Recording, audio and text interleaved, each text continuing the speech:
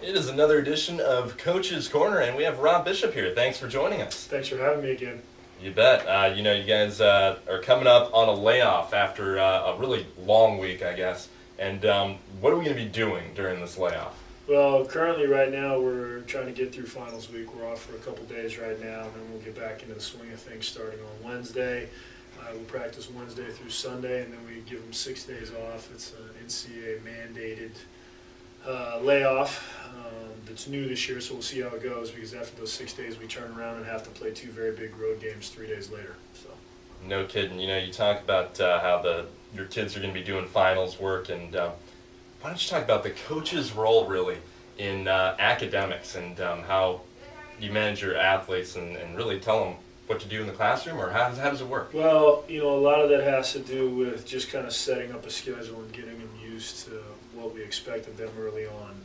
X number of study all hours a week, making sure that they're attending class, making sure that they're having dialogue with their teachers, weekly academic meetings with the guys and their academic coach to make sure that we're up to speed on where they're at. So, even going in, we got a couple guys that we know that may be at risk, and, you want to avoid as many surprises as possible and head off as many issues as you can right there at the end. So we do the best job we can with a small staff, and Sure. see how it goes. Coming off the layoff, you got big road games. You had a lot of huge home games recently. Now we're heading on the road. A couple of them, San Bernardino. Why don't you talk about that one?